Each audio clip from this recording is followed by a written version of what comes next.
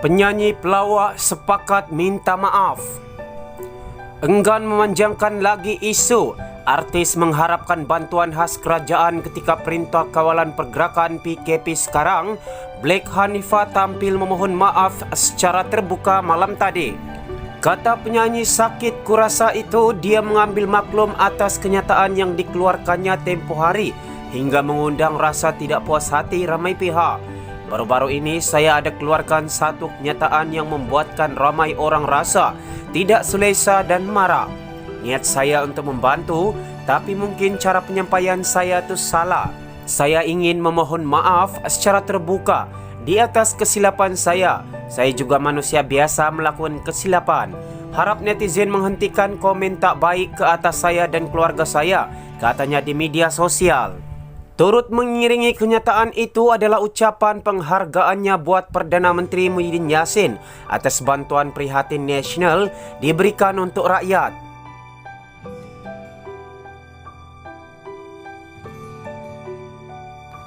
Saya juga ingin berterima kasih kepada Perdana Menteri Muhyiddin Yassin yang memberi hak sama rata, katanya.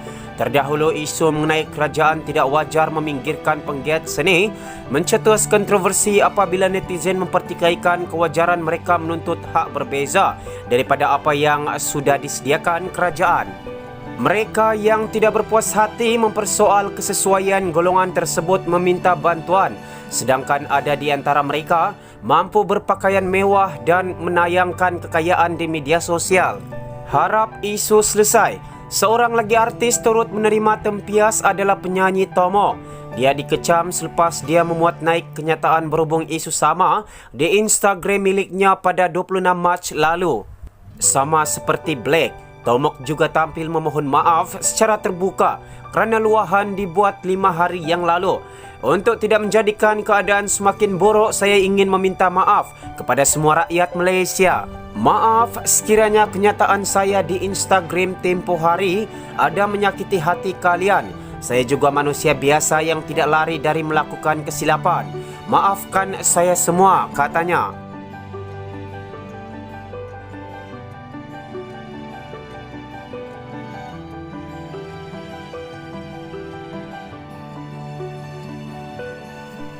Menurut Tomok lagi, marilah kita sama-sama doakan semoga negara kita dan dunia bebas daripada COVID-19.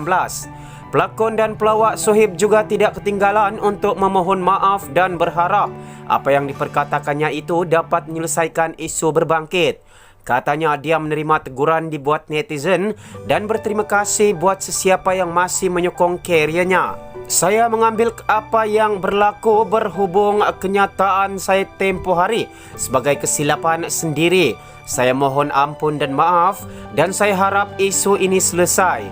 Saya terima apa juga kata-kata anda. Satu yang pasti, saya selalu kenang jasa anda semua yang menyokong saya, katanya. Suami penyanyi Siti Sarah Raisuddin itu sebelum ini tampil membela nasib rakan seperjuangannya dalam industri, iaitu Black dan Tomok yang dikecam kerana meluahkan pendapat mereka. Seorang lagi pelawak Aceh tidak ketinggalan mengakui kesilapan selepas tampil dengan kenyataan membela rakan-rakannya yang dikecam kerana memperjuangkan isu bantuan untuk penggiat seni. Untuk membuatkan keadaan lebih tenang lepas ini, apa sahaja yang salah buat, salah laku, salah cakap ke pasal bantuan artis tu, saya ingin memohon maaf di sini atas segala apa yang berlaku, atas kekhilafan saya. Saya juga manusia biasa, katanya. Saya harap benda ini tidak berpanjangan sebab ada benda yang kita perlu fokus lagi dekat luar sana, katanya. Dalam perkongsian berita yang lain, hentikan gimik Zuraida, kata AMK. Ketua Pemuda PKR Akmal Nasir menyelar tindakan Menteri Perumahan dan Kerajaan Tempatan Zuraida Kamaruddin yang didakwanya melakukan gimik politik bagi meraih publicity ketika COVID-19. Beliau berkata sekarang bukanlah masa untuk menteri mencari publicity ataupun membazirkan sumber yang ada ketika negara dalam situasi sukar. Hentikan teknik gimik politik, sekarang bukanlah masa untuk menteri cari publicity. Jangan bazirkan sumber. Dalam keadaan kita kekurangan PPE dan ada petugas terpaksa gunakan plastik sampah untuk lindungi negeri, katanya kepada Malaysia Kini. Jelasnya tenaga yang ada ketika ini sepatutnya dimanfaatkan bagi tujuan lebih kritikal dan bukannya mengiringi menteri untuk melakukan gimik politik. Sumber tenaga yang boleh digunakan tujuan lain terpaksa mengiring dan teman menteri buat gimik, tambahnya lagi.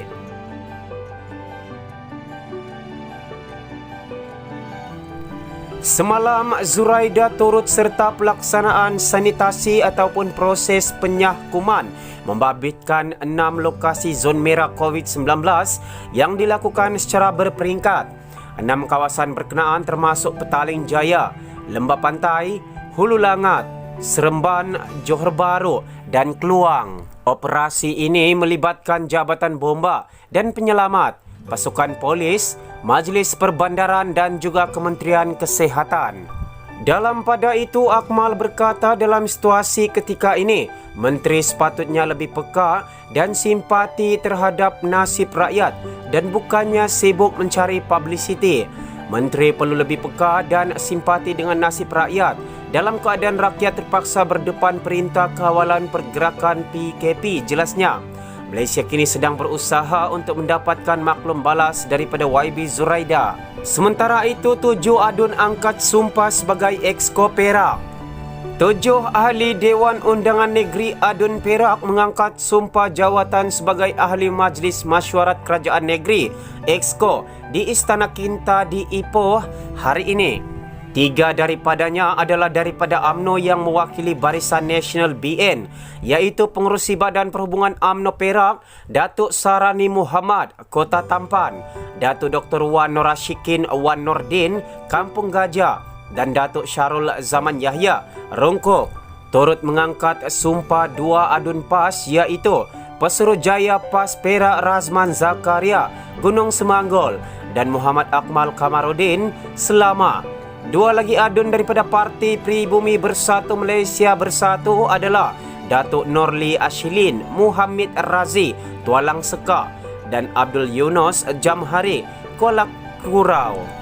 Majlis berlangsung di hadapan Sultan Perak Sultan Nazrin Shah secara tertutup dengan hanya dihadiri Menteri Besar Datuk Seri Ahmad Faizal Azumu, Setiausaha Kerajaan Negeri Datuk Ahmad Suhaidi Abdul Rahim dan Hakim Utama Mahkamah Tinggi 1 Ipoh Datuk Hashim Hamzah. Ahmad Faizal pada 13 Mac telah mengangkat sumpah jawatan sebagai Menteri Besar ke-13 di hadapan Sultan Nazrin di Istana Iskandaria, Kuala Kangsar. Pada 10 Mac, Sultan Nazrin telah memberi perkenaan peletakan jawatan Ahmad Faizal sebagai Menteri Besar Perak ke-12. Sehari sebelum itu, Ahmad Faizal mengumumkan Perikatan Nasional Perak terdiri daripada BN yang semuanya UMNO, PAS dan Bersatu berjaya membentuk kerajaan negeri selepas mendapat sokongan 32 daripada 59 adun. Dan komposisi terkini DUN Perak terdiri daripada BN 25 kerusi, DAP 16 kerusi, Amanah 5, Bersatu 4 dan masing-masing 3 daripada PKR, PAS dan Bebas. Sementara itu, Ahmad Faizal ketika ditemui pemberita di luar istana berkata, 3 lagi adun akan mengangkat sumpah jawatan sebagai Exco dalam masa terdekat atau selepas perintah kawalan pergerakan yang dilanjutkan sehingga 14 April berakhir. Mengenai portfolio kesemua 7 Exco yang telah mengangkat sumpah, Ahmad Faizal berkata ia akan dibincangkan secara terperinci. Saya hendak berjumpa dengan semua mereka dan bincang dari hati ke hati demi membina satu pasukan yang mantap, katanya ringkas. Sumber dari bernama. Kita beralih pada perkembangan berita yang terakhir. SPRM buka siasatan kes tunai meragukan bekas menteri. SPRM hari ini memaklumkan bahawa Suruhanjaya itu telah membuka satu kertas siasatan berhubung seorang bekas menteri yang didakwa memiliki sejumlah wang tunai yang meragukan. SPRM telah menerima aduan berhubung pemilikan sejumlah besar wang tunai yang meragukan dipercayai milik seorang bekas menteri seperti dilaporkan oleh media semalam. Berdasarkan aduan itu, SPRM telah membuka satu kertas siasatan bagi menjalankan siasatan terhadap aduan tersebut di bawah Akta SPRM 2009, katanya dalam satu kenyataan hari ini.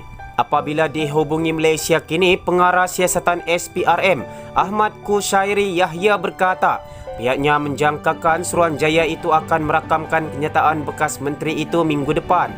Katanya berdasarkan laporan yang diterima, menimbulkan persoalan mengenai sumber wang tunai yang besar dalam simpanan menteri itu.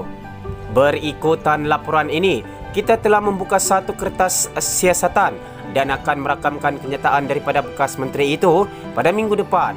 Pertama sekali kita akan memintanya untuk mendedahkan sumber wang itu, katanya. Bagaimanapun disebabkan oleh pelaksanaan Perintah Kawalan Pergerakan PKP akibat COVID-19, Kushairi berkata mereka akan menghantar sebilangan kecil anggota untuk merakamkan kenyataan itu. Walaupun SPRM tidak menyebut sebarang nama, namun adalah jelas ia merujuk kepada bekas Menteri Belia dan Sukan, Syed Saddiq Abdul Rahman. Ahad lalu, Syed Saddiq membuat laporan polis selepas kira-kira RM250,000 hilang dari peti besi di rumahnya di Petaling Jaya. Menurut laporan ahli Parlimen Muar itu, wang berkenaan didapati hilang kira-kira jam 7 malam pada Sabtu lalu.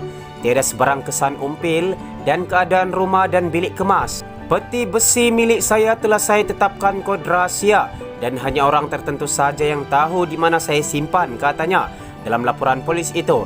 Semalam Berita Harian melaporkan bahawa mangsa mendakwa wang tersebut adalah milik parti politik.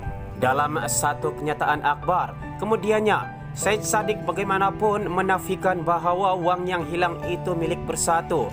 Semua sumber berita dipetik dari Malaysia Kini Online. Untuk meneruskan sokongan anda, jangan lupa mengungsikan video ini. Jangan lupa mengajak teman dan rakan anda untuk mensubscribe channel ini. Terima kasih.